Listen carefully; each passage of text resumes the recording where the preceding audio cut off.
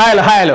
See, இப்போ ரீசெண்டா வந்து பாத்தீங்கன்னா குகேஷ் அப்படிங்கிற ஒரு தமிழன் வந்து under 18 world chess championship title win பண்ணியிருக்காரு. அதுக்காக அவருக்கு வந்து ஒரு 11 crore ப்ரைஸ் மணி. ஸோ டெஃபினட்டாக ஒரு தமிழனா வந்து ஹார்ட்டி கங்க்ராச்சுலேஷன்ஸ் அப்படிங்கிறதுல எனக்கு பயங்கர சந்தோஷம். அந்த சந்தோஷம் உங்களுக்கும் இருக்கும். ஒரு பொலிட்டிக்கல் சயின்ஸ் ஆஸ்பெக்டில் எப்படி இதை டிஸ்கஸ் பண்ண போகிறோம் அப்படிங்கிறதா இப்போ நான் உங்களுக்கு இந்த வீடியோவில் டீட்டெயிலாக சொல்ல போகிறேன். இது வந்து எத்திக்ஸுக்குமே யூஸ்ஃபுல்லான ஒரு கண்டென்ட் அண்ட் ஆப்ஷனல் பொலிட்டிக்கல் சயின்ஸுக்கும் ரொம்ப யூஸ்ஃபுல்லான content. So ethics as well as political சயின்ஸுக்கு இந்த கண்டென்ட் ரொம்ப யூஸ்ஃபுல்லாக இருக்கும். Right, fine. இப்போ வந்து பார்த்தீங்கன்னா அவர் வந்து 11 கோடி ப்ரைஸ் மணி வின் பண்ணியிருக்காரு. அந்த 11 கோடியில் ஆல்மோஸ்ட் ஒரு 5 crore வந்து இன்கம் டேக்ஸ் டிபார்ட்மெண்ட் வந்து டேக்ஸ் போட்டாங்க.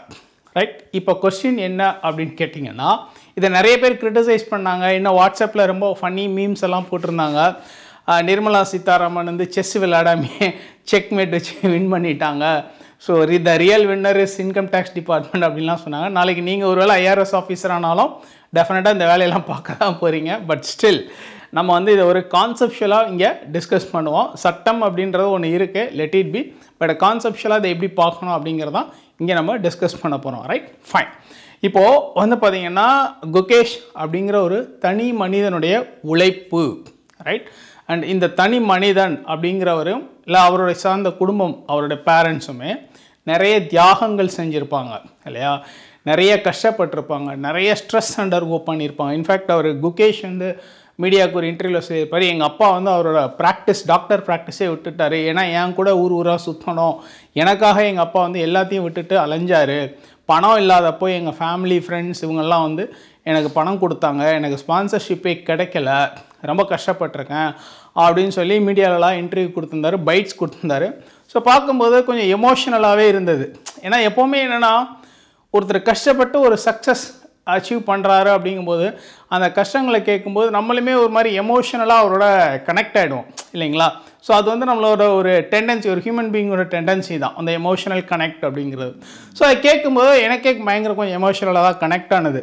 இப்போ என்ன பிரச்சனை அப்படின்னு கேட்டிங்கன்னா, ஒரு தனி மனிதன் கஷ்டப்பட்டு அடிப்பட்டு மிதிப்பட்டு ரைட் அசிங்கப்பட்டு அவமானப்பட்டு தான் எந்த ஒரு அச்சீவ்மெண்ட்டுமே அடைய முடியும். அதை தான் வந்து கான்செப்ட்ஸ்லாம் சொல்லும்போது இண்டிவிஜுவலிசம் அப்படின்னு சொல்லுவாங்க. அதாவது ராபர்ட் நாசிக் அப்படிங்கிறவர் வந்து இண்டிவிஜுவலிசம் பற்றி பேசியிருப்பார், ரொம்ப எக்ஸ்ட்ரீமாக பேசியிருப்பார். என்ன சொல்லியிருப்பார் அப்படின்னு கேட்டிங்கன்னா, இப்போது ஃபார் எக்ஸாம்பிள் இப்போ குகேஷ் கேஸே எடுத்திங்கன்னா, அவர் கஷ்டப்பட்டிருக்காரு, அவர் அவமானப்பட்டிருக்காரு, அவர் அசிங்கப்பட்டிருக்காரு, அவர் வந்து அவங்க ஃபேமிலி ஃப்ரெண்ட்ஸ் இங்கே அங்கே பணம் புரட்டி ஸ்பான்சர்ஷிப் கிடைக்காம இங்கே ஓடி அந்த ஓடி நிறைய பண்ணியிருக்காரு. அப்படி பண்ணி தான் ஒரு விஷயத்தை அச்சீவ் பண்ணியிருக்காரு இல்லைங்களா. அப்போது அந்த 11 கோடி அப்படிங்கிற ஏர்னிங் வந்து அவருக்கு மட்டுமே முழுமையாக சொந்தமான ஒரு ப்ரைஸ் மணி இல்லையா. இதில் வந்து இப்போ இன்கம் டேக்ஸ் டிபார்ட்மெண்ட் டேக்ஸ் போடுறதுங்கிறது நாட் அக்செப்டபிள் அப்படிங்கிறத ராபர்ட் நாசிக் வந்து அவரோட என்டைட்டில்மெண்ட் தியரி ஆஃப் ஜஸ்டிஸ் அப்படிங்கிறத அழகாகவே டீட்டெயிலாக எக்ஸ்பிளைன் பண்ணியிருப்பார். ஏன்னா இது வந்து குகேஷோட என்டைட்டில்மெண்ட், த பாயிண்டர்ஸ், இது உன்னுடைய என்டைட்டில்மெண்ட், நீ கஷ்டப்பட்டு சம்பாதிச்சிருக்க, இதில் வந்து கவர்மெண்ட் டேக்ஸ் பண்ணுறது ஒத்துக்கொள்ள முடியாது அப்படிங்கிறதா. இதை வந்து கொஞ்சம் எக்ஸ்ட்ரீம் இண்டிவிஜுவலிசம் அப்படின்னு சொல்லுவாங்க. Right, fine. இப்போது என்னோட பாயிண்ட் ஆஃப் பெர்ஸ்பெக்டிவில் நான் சில விஷயங்கள் பேசணும்னு நினைக்கிறேன். என்ன அப்படின்னு கேட்டிங்கன்னா, எஸ் அவர் இவ்வளோ கஷ்டப்பட்டு ஒரு தனி மனித உழைப்பு இவ்வளோ இது பண்ணி ஸ்ட்ரகிள்ஸ் ஃபேஸ் பண்ணி தான் வந்திருக்காரு. ஸோ இந்த ப்ரைஸ் மணிங்கிறது முழுமையாக அவருக்கு மட்டுமே கிடைக்க வேண்டிய ப்ரைஸ் மணி. இதில் வந்து இன்கம் டேக்ஸ் டிபார்ட்மெண்ட் டேக்ஸ் பண்ணுறது, கவர்மெண்ட் டேக்ஸ் பண்ணுறது எனக்கு உடன்பாடு இல்லை. ஏன் அப்படின்னு கேட்டிங்கன்னா, இன்ஃபேக்ட் இந்தியன் கவர்மெண்ட்டோ இல்லை ஸ்டேட் கவர்மெண்ட்டோ இந்த மாதிரி அச்சீவ்மெண்ட் பண்ணுறவங்களுக்கு ஏதாவது ப்ரைஸ் மணி கொடுத்தா that is exempt from tax. அது இன்ஃபேக்ட் இப்போது நம்ம தமிழ்நாடு கவர்மெண்ட் கூட அவருக்கு ஒரு 5 crore கொடுத்துருக்காங்க. டெஃபினட்டாக அந்த 5 crore டேக்ஸபிள் கிடையாது. ஸோ நாளைக்கு சென்ட்ரல் கவர்மெண்ட், யூனியன் கவர்மெண்ட்டில் அவருக்கு ஏதாவது ப்ரைஸ் மணி இல்லை அவார்டு ரிவார்ட் கொடுத்தாலும் தட் இஸ் நாட் டேக்ஸபிள். இது வந்து ஆல்ரெடி சட்டத்தில் ஒரு ப்ரொவிஷன் இருக்குது. அண்ட் இன்ஃபேக்ட் மற்ற கண்ட்ரிஸ் லைக் அமெரிக்கா அந்த மாதிரி சில கண்ட்ரீஸ்லையுமே என்ன பண்ணியிருக்காங்கன்னா இந்த மாதிரியான ப்ரைஸ் மணிக்கு வந்து டேக்ஸ் எக்ஸம்ஷன் கொடுத்துருக்காங்க. இப்போது இதே குகேஷ் இப்போ என்னென்னா ஒரு பிராண்ட் அம்பாசடராக ஒரு ப்ராடக்ட்டுக்கு போய் விளம்பரத்துக்கு நிற்கிறாருன்னு வச்சுக்கோங்களேன்.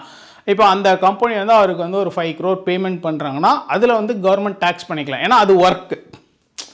இப்போ வந்து குகேஷ் வந்து ஒரு கம்பெனியோட அட்வர்டைஸ்மெண்ட்டுக்கோ இல்லை ஒரு கம்பெனிக்கு பிராண்ட் அம்பாசடராக நிற்கிறாருன்னா தட் இஸ் ஹிஸ் ஒர்க். அவர் வந்து அது வேலையாக பண்ணுறாரு. அந்த வேலைக்கு கிடைக்கிற சம்பளம் தான் அது.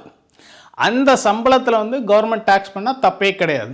பட் ஆனால் இந்த ப்ரைஸ் மணி அப்படிங்கிறது ஒரு தனி மனித உழைப்பு, ஒரு தனி மனிதனுடைய அவமானங்கள், அசிங்கங்கள், ஏக்கங்கள், இயலாமைகள் இத்தனையும் சேர்ந்து அப்படியே ஒரு மாதிரி ஸ்ட்ரெஸ் ஆகி கஷ்டப்பட்டு அடிப்பட்டு மிதிப்பட்டு மேலே வந்து ஒருத்தன் ஒரு சந்தோஷத்தை ஒரு அச்சீவ்மெண்ட்டை அடையிறான் அப்படின்னா அதில் வந்து கவர்மெண்ட் டேக்ஸ் பண்ணுறதுங்கிறது சரியான இதாக இல்லை என்னை பொறுத்தளவில். இது என்னோடய கருத்து தான். சரிங்களா? நீங்களே லாஜிக்கலாக யோசிச்சு பாருங்கள். டெஃபினட்டாக இது நாட் அக்செப்டபிள். நான் தான் சொல்கிறேன், குகேஷ் இப்போ ஒரு ஆடுக்கு போகிறாரு, அந்த சம்பளத்தில் நீங்கள் டேக்ஸ் பண்ணுறீங்கன்னா தட் இஸ் ஃபைன், அதில் எந்த அப்ஜெக்ஷனும் எனக்கு கிடையாது. பட் ப்ரைஸ் மணிங்கிறது அவருடைய தனி மனித உழைப்பு, இது அவருக்கு மட்டுமே சொந்தமானது.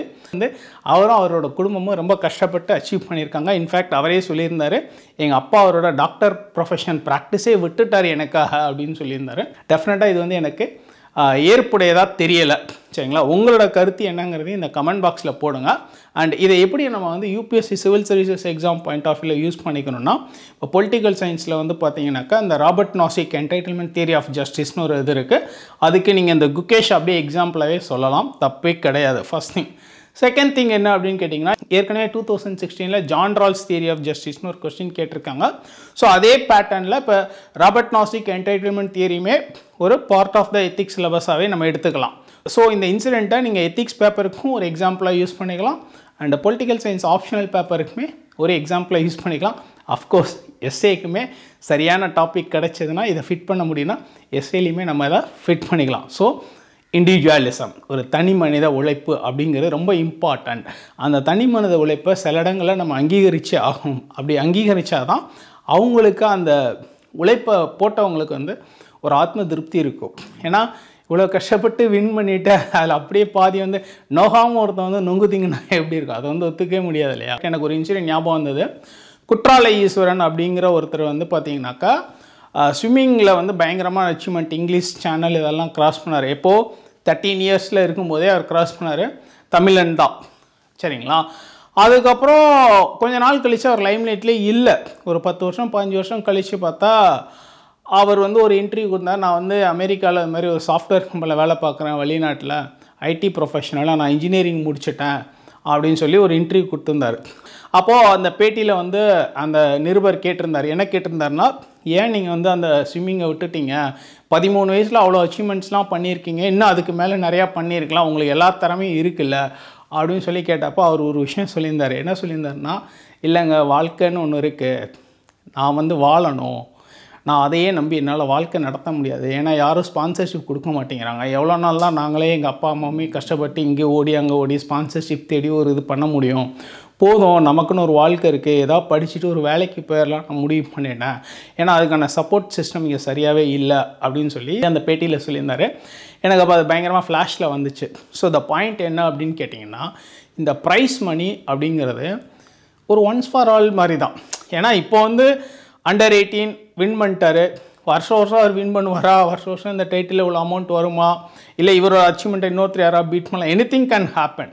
பட் இந்த மாதிரி நேரத்தில் வந்து இந்த மாதிரி விஷயங்கள் வந்து கவர்மெண்ட்டுமே அந்த இண்டிவிஜுவலோட எஃபர்ட்ஸுக்கு வந்து ஒரு இது பண்ணணும், ரெக்கக்னிஷன் கொடுக்கணும். அந்த ரெக்கக்னிஷன்றது இந்த மாதிரி அமௌண்ட்டை டேக்ஸ் பண்ணக்கூடாது. ஏன்னா அப்போ தான் வந்து இந்த அமௌண்ட்டை வச்சு அவங்க இன்னும் வேறு சில விஷயங்கள் அடுத்தடுத்து ப்ராக்ரஸ் பண்ண முடியும். ஆனால் இதிலே பாதி டேக்ஸாக போயிடுச்சுன்னா நாளைக்கு அவருக்கு ஸ்பான்சர் கிடைக்கல, இன்னும் அடுத்து வேறு சில ஈவெண்ட்ஸ் அடுத்தடுத்து மேலே போகணும்னு நினைக்கிறாருன்னா அதுக்கு வந்து ஒரு பெரிய ஹிண்ட்ரன்ஸ் ஃபேக்டராக இருக்கும். அண்ட் அதுக்கு ஒரு பெஸ்ட் எக்ஸாம்பிள் என்ன, குற்றாலேஸ்வரன். நீங்கள் வேணுனாலும் குற்றாலேஸ்வரனோட பேட்டி கூகுளில் இருக்குது, நெட்டில் போனீங்கன்னா பார்க்கலாம். அவரே சொல்லியிருக்காரு, எனக்கு ஃபினான்ஷியல் ஸ்ட்ரகிள்ஸ் இருந்தது, யாரும் சப்போர்ட் பண்ணலை, போதும் அந்த ஒரு அச்சீவ்மெண்ட்டோட நான் அடுத்து படித்து இன்றைக்கி ஒரு கம்பெனியில் வேலை பார்க்குறேன் அப்படின்னு சொல்லியிருந்தார். ஸோ இதுதான் வந்து நிலைமை. ஏன்னா நிறைய ஸ்போர்ட்ஸ் பர்சனாலிட்டிஸ் எனக்கு தெரியும், அவங்க வந்து ஒரு நல்ல அச்சீவ்மெண்ட் பண்ணுவாங்க, ஆனால் அதுக்கப்புறம் அவங்களோட வாழ்க்கைன்னு நீங்கள் பக்கத்தில் போய் பார்த்தீங்கன்னா அவங்களுக்கான நிறைய ஸ்ட்ரகிள்ஸ் இருக்குது. ஆனால் அந்த ஸ்ட்ரகிள்ஸ் எல்லாம் வந்து வெளியில் நிறைய தெரிகிறதே கிடையாது. ஃபைன், இப்போது அது அப்படியே இருக்கட்டும் அந்த struggles. But the point is, at least இந்த மாதிரி ப்ரைஸ் மணிஸ் மட்டுமாவது கவர்மெண்ட் டேக்ஸ் பண்ணக்கூடாது. இதுதான் என்னுடைய கருத்து, ரைட்?